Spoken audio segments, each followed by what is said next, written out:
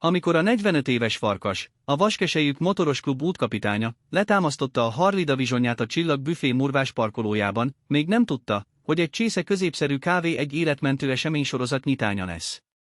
Döntése, hogy megáll egy Isten háta mögötti helyen, egy olyan láncreakciót indított el, amelyben egy várandós pincérnő, egy rémült nő és egy egész motoros testvériség vett részt, és bebizonyította, hogy a legcsendesebb megérzéseknek van a leghangosabb szavuk, amikor igazán számít. Farkas egy olyan férfi volt, akit az élet viharai cserzettek meg.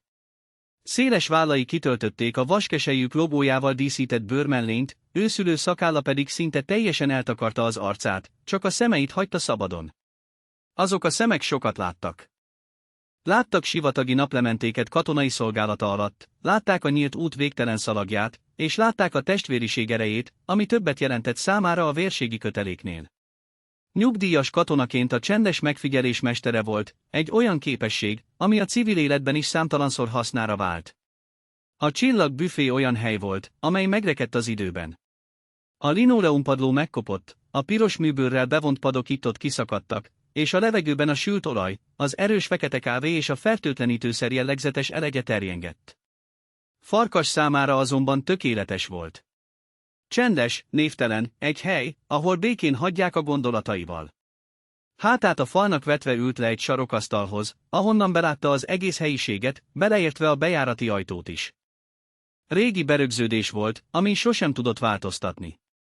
A pult mögött egy fiatal nő mozgott, akinek a hasa már jócskán gömbölödött a köténye alatt. Anna, ahogy a névtábláján állt, fáradt, de kedves mosollyal az arcán fogadta a rendelését. A szemei körül finom ráncok árulkodtak a hosszú műszakokról, de a mozdulatai gyengédek és figyelmesek voltak. Farkas csak egy fekete kávét kért, cukor nélkül. Figyelte, ahogy a nő lassan, óvatosan mozogva elkészíti az italt, és egyfajta tiszteletet érzett iránta. Erős nő volt, aki a nehézségek ellenére is tette a dolgát. A büfében rajta kívül csak egy idős kamionsofőr ült, aki a levesét kanalazta, és a híreket bámulta a sarokban lévő kis televízión. A kinti szürkületben a szél süvített, megrázva az ablaküveget. Békés, szinte unalmas délután volt. Farkas lassan kortyolgatta a forró, keserű kávét, és hagyta, hogy a motor monoton zúgása lassan elhalkuljon a fülében. Épp azon gondolkodott, hogy ideje lenne tovább indulni, amikor egy autó éles végcsikorgással állt meg a parkolóban. Nem a hang volt az, ami felkeltette Farkas figyelmét, hanem a mód, ahogyan az autó beállt, sietősen, hanyagul, két parkolóhelyet is elfoglalva. Egy jellegtelen, szürke szedán volt, sáros oldalakkal. Az ajtók szinte egyszerre csapódtak. A büfé csengője élesen szólalt meg, ahogy a bejárati ajtó kivágódott, és egy férfi rángatott be egy nőt maga után. Farkas ösztönei azonnal élesedtek. A katonai kiképzés és az évekig tartó motorozás a társadalom peremén megtanította arra, hogy másodpercek alatt felmérje az embereket és a helyzeteket. És ebben a helyzetben valami nagyon nem volt rendben. A férfi a 40-es évei elején járt, átlagos megjelenésű volt. Farmer, sötét pulóver, rövidre vágott haj. Az arcán erőltetett mosoly ült, de a szemei hidegek és kemények voltak, mint a kavics. A kezével erősen szorította a nő felkarját, az ujjai szinte belemélyedtek a vékony kabát anyagába. A nő, talán 30-as lehetett, maga volt a megtestesült félelem. Az arca sápadt volt, a szemei hatalmasra tágultak és folyamatosan a padlót pásztázták, mintha nem merne felnézni. Vékony kabátot viselt, ami aligha védhette meg a kinti hidegtől. Amikor a férfi megrántotta, hogy egy asztalhoz ültesse, a nő kabátujjából egy pillanatra kivillant a csuklója. Farkas észrevette a sötét, lilás foltot, egy friss zúzódás félreérthetetlen jelét. A férfi leültette a nőt, majd ő is helyet foglalt vele szemben, elzárva a menekülési útvonalat a kijárat felé. Farkas gyomrában egy hideg csomó képződött. Ez nem egy szerelmes pár vitája volt. Ez valami sokkal sötétebb. Ez a ragadozó és a préda dinamikája volt. Anna, a pincérnő, odalépett az asztalukhoz egy étlappal. A mosolya kissé megfagyott, ahogy felmérte a feszült légkört. Mit hozhatok? Kérdezte, a hangja bizonytalanabb volt, mint korábban. 2 kávét. És 2 szelet almás pitét, vágta rá a férfi, mielőtt a nő egy szót is szólhatott volna. A nő összerezzent a férfi hangjától, és még jobban összehúzta magát. Nem nézett fel sem a férfira, sem a pincérnőre. Farkas úgy tett, mintha a telefonját nézné, de a perifériás látásával minden mozdulatukat figyelte. Látta, ahogy a férfi a nő fölé hajol, és valamit suttog neki, amitől a nő arca még fehérebb lett.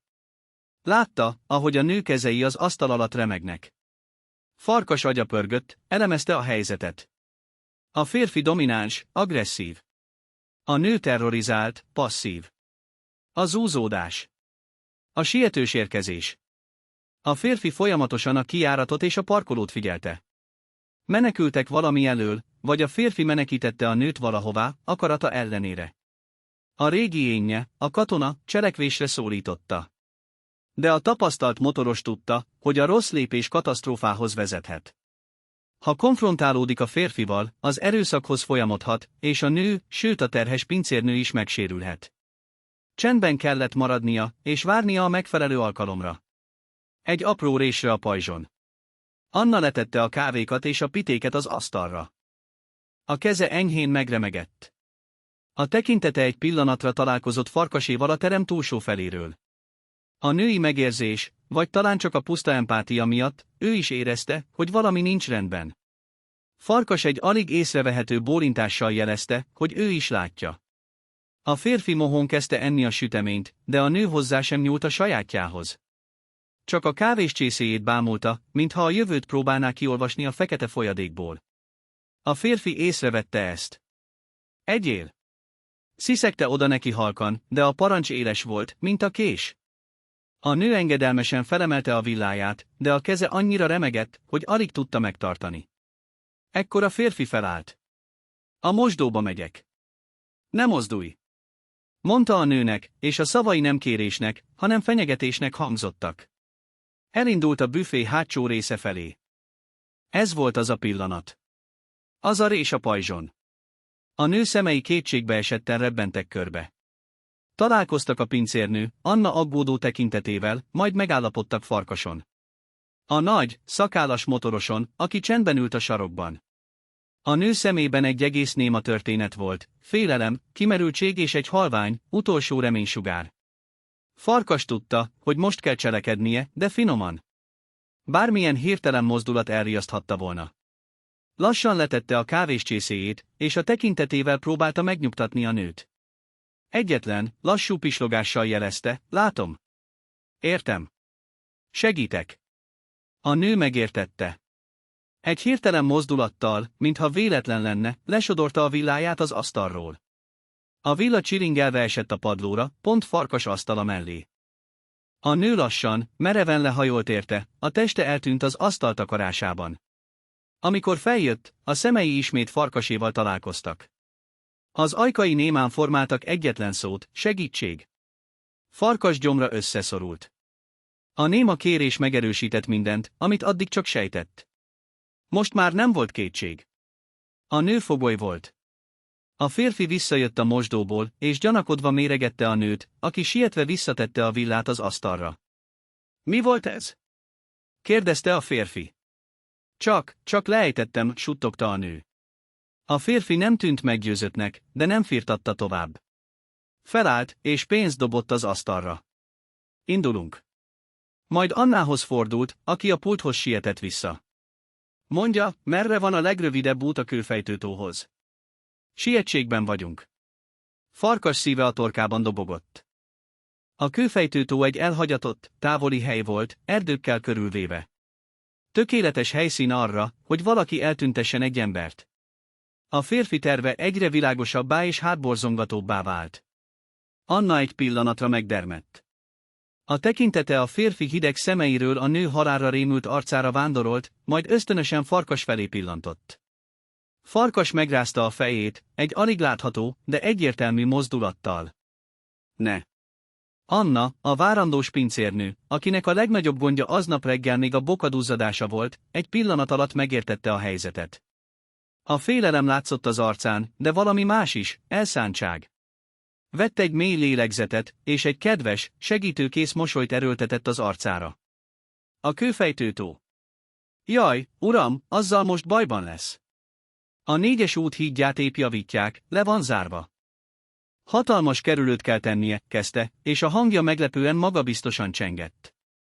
Farkas lenyűgözve hallgatta. A nő egy teljesen hihető történetet rögtönzött. Vissza kell mennie a főúton kelet felé, körülbelül 10 kilométert, egészen a régi malomig. Ott forduljon balra a földútra.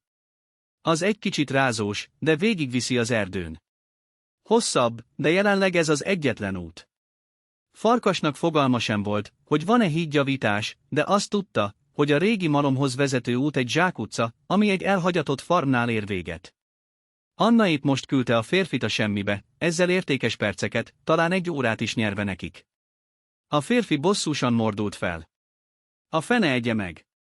Rendben, köszönöm, vetette oda, majd megragadta a nő karját, és kirángatta a büféből.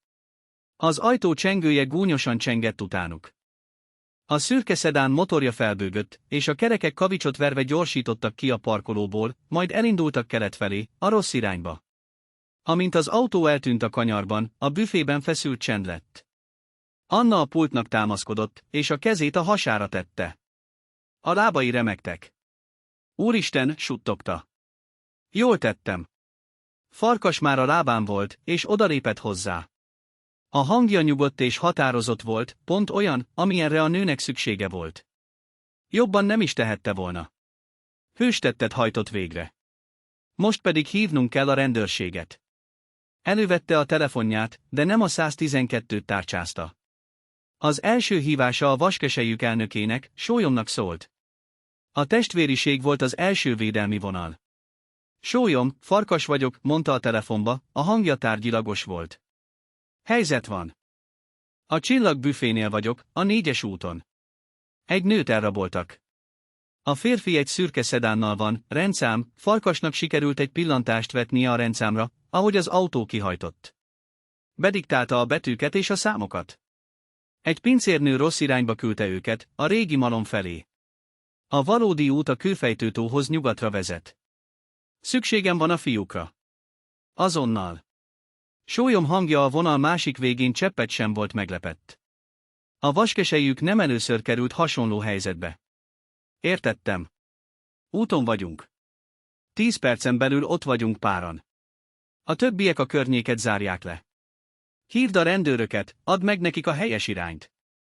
Mi lezárjuk a malomhoz vezető utat, biztos, ami biztos. Tartson ki, testvér. Farkas letette a telefont, és azonnal tárcsázta a segélyhívót.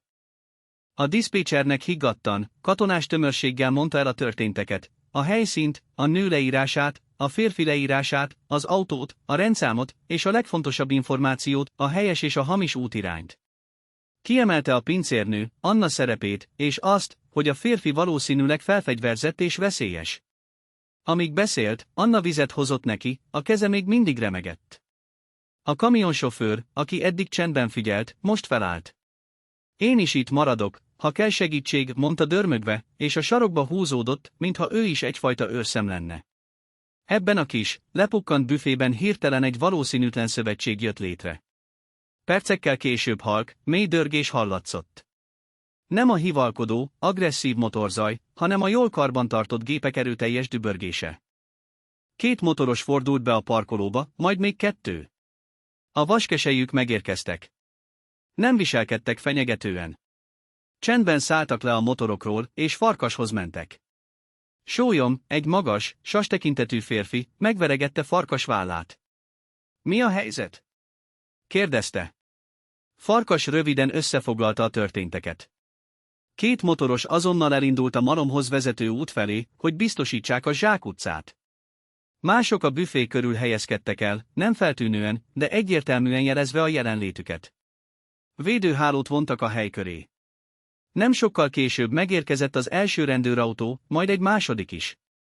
Egy egyenruhás őrmester szállt ki, és gyanakodva méregette a motorosokat, majd Farkast. Ön telefonált? Kérdezte. Farkas bólintott. Farkas vagyok. Ez itt Anna, a pincérnő, aki az információt adta. Az őrmester először hitetlenkedve hallgatta a történetet. Egy motoros és egy terhes pincérnő egy potenciális emberrablás közepén. Túl filmszerűnek tűnt. De Farkas higgadtsága, a részletek pontossága és Anna reszkető, de őszinte vallomása lassan meggyőzte. Az őrmester a rádiójába beszélt, továbbítva az információkat. A környéken lévő összes egységet riasztották. Az idő lassan vánszorgott. Minden perc egy örökké valóságnak tűnt. Farkas azon gondolkodott, mi történik a nővel. Rájött már a férfi, hogy becsapták? Visszafordul? Vagy letér a földútról, és megpróbálja megtalálni a tavat az erdőn keresztül. A bizonytalanság feszültsége szinte tapintható volt a levegőben.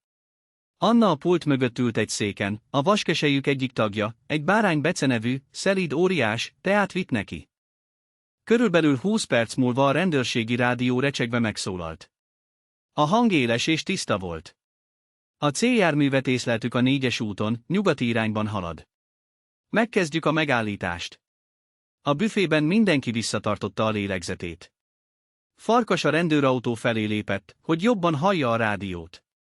A következő percek feszülten teltek. A rádióból parancsszavak, kódok és a helyzetjelentések töredékei hallatszottak. Majd jött a hír, amire mindenki várt, a gyanúsított őrizetben. A járművet biztosítottuk. A nő sértetlen. Ismétlem, a nő sértetlen. A feszültség egy pillanat alatt oldódott. Anna zokogásban tört ki, de ezúttal a megkönnyebbüléstől. Farkas egy mély, hosszú lélegzetet vett ki, és kiengedte a levegőt, amit észre sem vett, hogy eddig visszatartott. A vaskeselyük tagjai elismerően bólintottak egymásnak. A kamionsofőr a sarokban elmosolyodott. Az őrmester odajött Farkashoz és Annához. A korábbi gyanakvásnak nyoma sem volt a tekintetében. Helyette tisztelet és hála csillogott benne. A megérzéseik helyesek voltak. A férfi, akit elkaptunk, Kovács László. Országos körözés alatt állt az előző barátnője meggyilkolásáért. A kocsijában egy ásó és egy tekercs kötél volt. Önök ketten ma megmentettek egy életet.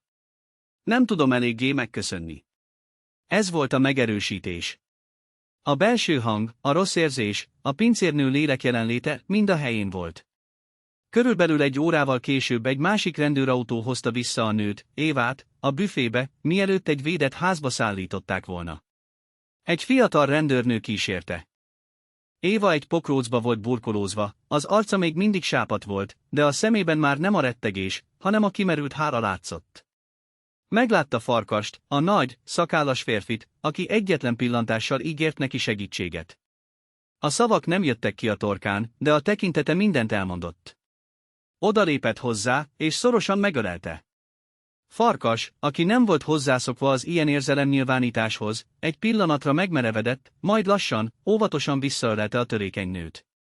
Köszönöm, suttogta Éva a bőrmellényébe. Aztán elengedte, és Annához lépett. Megfogta a pincérnő kezét. Te vagy a hős. Köszönöm. Az érzelmi csúcspont csendes és méltóságteljes volt. Nem voltak nagy szavak, csak a megkönnyebbülés és a hála könnyei. A vaskeselyük tisztes távolságból figyelték az eseményeket. Amikor a rendőrök elvitték Évát, sólyom odalépett Farkashoz. Ezért csináljuk, testvér, mondta, és a vállára tette a kezét. Ez a klub igazi értelme. A motorosok felajánlották, hogy hazakísérik Annát, hogy biztosan épségben hazaérjen. A nő hálásan elfogadta. Aznap este a vaskeselyük nem csak egy motoros klub volt, hanem egy védelmező angyalokból álló sereg. Egy évvel később a Csillag büfé már nem volt ugyanaz a hely. Anna a férjével átvette az üzletet, és felújították. A kopott linoleumot új váltotta fel, a szakadt műbőrpadokat újra kárpitozták, és az étlap is kibővült. De a helylelke megmaradt. Egy szombat délután a vaskeselyük ismét begördültek a parkolóba. Ezúttal nem vészhelyzet miatt jöttek. A büfé a klub hivatalos pihenőhelyévé vált, egyfajta szentélyé. Farkas vezette a sort. Amikor belépett, Anna mosolyogva köszöntötte a pult mögül. A hasa már lapos volt, és a pult mögötti járókában egy 10 hónapos kisfiú bügyögött boldogan. Farkas! Gyertek be! Kiáltotta Anna vidáman. A kisfiú, akit Gábornak hívtak, felkacagott, ahogy meglátta a nagy, szakállas motorosokat. Farkas odalépett a pulthoz, és a falon egy bekeretezett fénykép vonzotta a tekintetét. A képen Anna állt, karjában az újszülött Gáborral. Mellette Farkas állt a bőr mellényében, és a másik oldalon egy mosolygó, egészségesnek tűnő Éva. A szemei már nem a félelemről, hanem az életerőről és a reményről árulkodtak. Éva küldte tegnap, mondta Anna halkan, ahogy észrevette Farkas tekintetét. Jól van. Egy másik városban él, új nevet kapott. De tartjuk a kapcsolatot egy szociális munkáson keresztül. Azt mondta, pszichológiát tanul, áldozatsegítő szeretne lenni. Azt üzente, soha nem felejti el, amit tettetek. Amit mindannyian tettünk. Farkas bólintott, és egy ritka, halvány mosoly jelent meg a szakálla alatt. Lehajolt a járókához, és a kis Gábor azonnal megragadta a szakállát az aprócska kezével. Farkas hagyta. Ebben az egyszerű mozdulatban, a büfé melegében, a kávé illatában és a gyermekkacajban egy mélységes béke szállta meg. Az 1 évvel ezelőtti nap mindannyiukat megváltoztatta. A vaskeselyük, Farkas és Anna kezdeményezésére, alapítványt hoztak létre a családon belüli erőszak áldozatainak megsegítésére. A motorosok adományokat gyűjtöttek, jótékonysági motoros túrákat szerveztek, és a Csillag büfé lett a központjuk. A falon a fénykép mellett egy kis tábla hirdette, ahol a reményutat talál. Farkas nézte a kisfiút, aki még mindig az ősz szakállával játszott. Elgondolkodott a láncreakción, egy megérzés, egy néma segélykiáltás, egy bátor hazugság egy várandós nőtől, egy telefonhívás a testvéreknek. Apró, jelentéktelennek tűnő darabkák, amelyek összeállva egy életet mentettek meg, és egy új jövőt teremtettek. Mert ez volt az igazság, nem de? A világ lehet sötét és veszélyes hely, de az emberség, a bátorság és a figyelmesség apró fényei képesek elűzni a legsűrűbb árnyékot is. Ez volt a vaskeselyük törvénye. És Farkas, az útkapitány, tudta, hogy amíg ezt a törvényt követik, addig mindig a helyes úton fognak járni.